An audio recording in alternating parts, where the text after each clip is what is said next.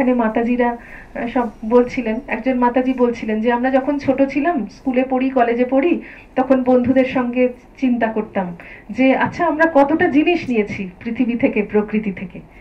এই আমরা দিনের মধ্যে হয়তো, আমি অ্যামাউন্টটা ভুলে গেছি, যে 10 গ্রাম চাল খাই, 10 গ্রাম ডাল খাই, এত গ্রাম ফল খাই, এত গ্রাম জল খাই, এত লিটার জল খাই।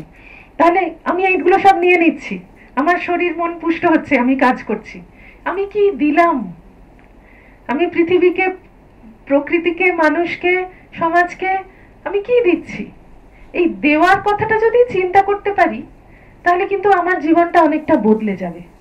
খালি কি পেলাম কি পেলাম চিন্তা করতে করতে আমরা খুব ক্ষুদ্র, তুচ্ছ হয়ে যাই, আমাদের সত্তাটা যেন সংকুচিত হয়ে যায়। কিন্তু এক্সপ্যানশন ইজ লাইফ, স্বামীজির তো এটাই কথা না? আমি যত নিজেকে ছড়িয়ে দিতে পারবো তত আমি আনন্দ পাবো। আমি নিজেকে যত ভুলতে পারবো, এই যে ঘটনাগুলি আগে বলেছি, যে নিজেকে ভুলে যাওয়াটাই নিজের কষ্ট ভোলার একটা উপায়, হচ্ছে অন্যের কষ্ট নিয়ে ভাবা।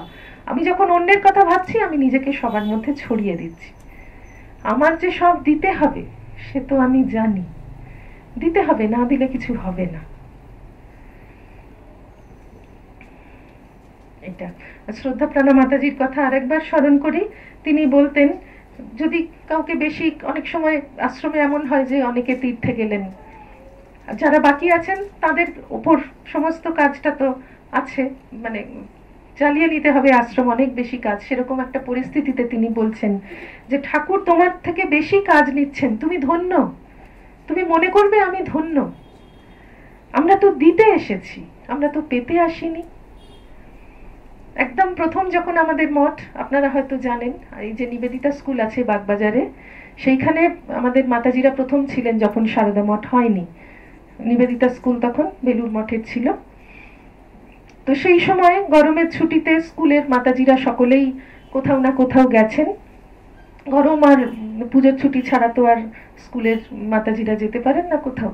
তখন মোক্ষপ্রাণা মাতাজি, তখনও তাদের সন্ন্যাস হয়নি, রেণুদি সবাই বলতেন, তিনি একমাত্র স্কুলে ছিলেন এবং আশ্রমের সব কাজ তিনি দেখাশোনা করছেন। তো প্রেমেশানন্দজি মহারাজ, বরিষ্ঠ পূজনীয় মহারাজ, তিনি মাতাজিকে চিঠিতে লিখেছিলেন যে সবাই যে একটু বেরিয়ে এলো, তুমি একাই ছিলে, তোমার এর জন্য মন খারাপ হয়নি তো? মাতাজির সত্যিই মন খারাপ হয়নি, আনন্দেই ছিলেন। কিন্তু মহারাজ লিখছেন যে তুমি ধন্য, ঠাকুর তার সমস্ত কাজ, মানে আমরা বলি নিবেদিতা স্কুলে ঠাকুর খুব আদরে থাকেন আর কি, মানে সকাল থেকে রাত পর্যন্ত সেবার অনেক খুঁটিনাটি।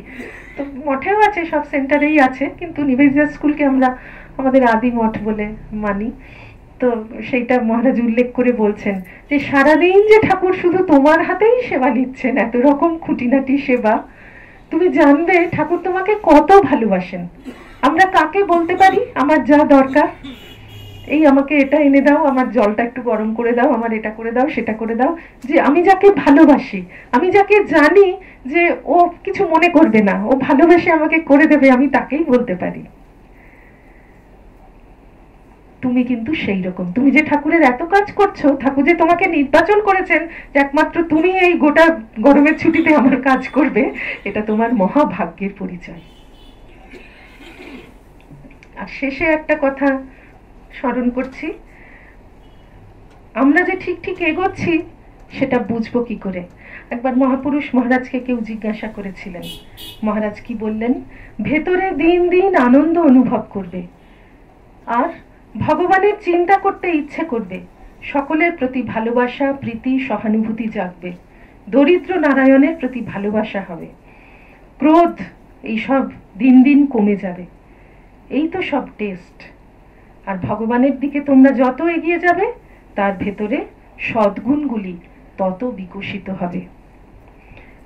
এই কথাটি যেন আমরা মনে করে চলতে পারি। ঠিক এই ধরনের আরেকটু অন্যরকম কথা মোক্ষপ্রাণা মাতাজির আছে, সেইটা স্মরণ করে আমরা শেষ করব। তিনি একটি চিঠিতে লিখেছিলেন যে 4টে জিনিস তোমরা সব সময় মনে রেখো। চিন্তা করবে যা পড়েছি, কি পড়েছি, কি করতে হবে।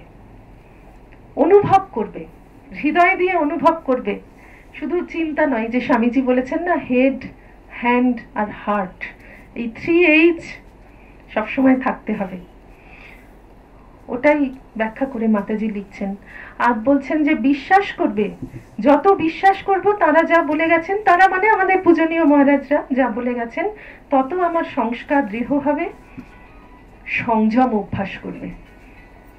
আমরা পড়ি অনেক কিছু, ভাবি অনেক কিছু, করতে হবে অনেক কিছু, কিন্তু ফিল্ডে নামলে আর সেটা মনে থাকে না, কি যেন করে ফেলি, পরে মনে হয় যে সেটা করে ফেললাম, আমি এত রেগে গেলাম। লোকেশ্বরানন্দজির একটা ঘটনা মনে পড়ছে।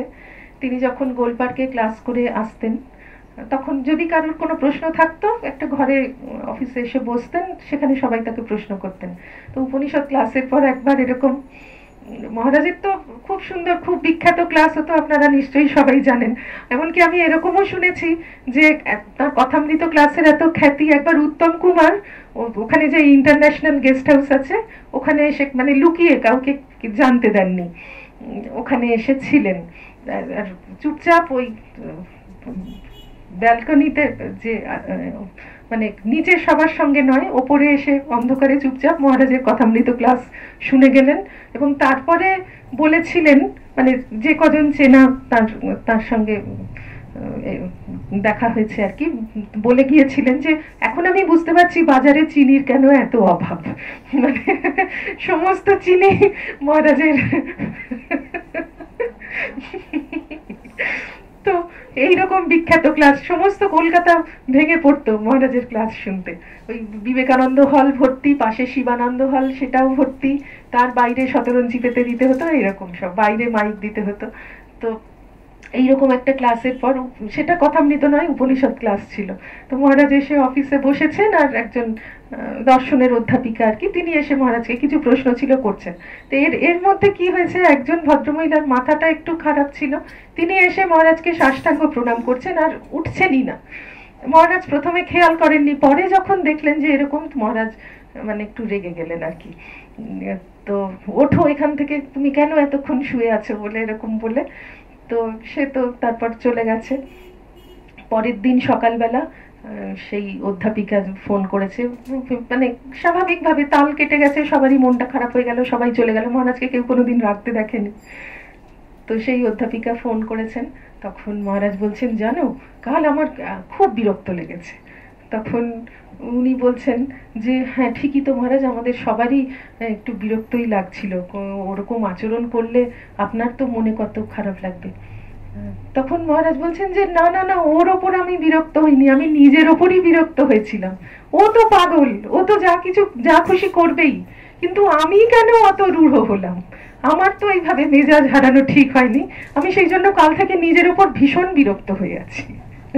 তো এইরকম আমরা যদি মেজাজ হারাই, কখনো হারাই, বা আর যা কিছু নানা রকম গন্ডগোল করতেই থাকি 24 ঘন্টার জীবনে, একদম শেষে যদি ভাবি, দিনের শেষে যদি ভাবি যে আজকে এইটা করে ফেলেছি, যে আর করব না, এটা বড় মহারাজরা, পূজনীয় মাতাজিরা সবাই এটা বলেন যে তোমরা চিন্তা করবে কি করেছো, যে এইটা করে ফেলেছি, এই অ্যাসেসমেন্টটা না হলে আমরা এগোতে পারবো না।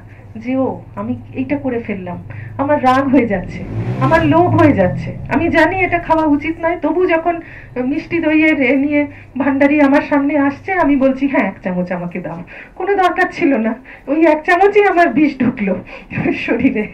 তো এই যে এই ব্যাপারগুলো আমি আমি কিন্তু করে ফেলছি, আমার এখনো জিভের ওপর সংযম হয়নি। আমি যখন রেগে গেলাম, ওকে আমি 2টো কথা বলে দিলাম, জিভের ওপর সংযম নেই, জিতং সর্বম জিতের আছে, এরকম ভালো ভালো কথা সব আছে, সব যদি মনে করি, আমি যদি নিজেকে সাহায্য করি, তাহলে সত্যি সত্যি ভগবানও আমাকে সাহায্য করবেন।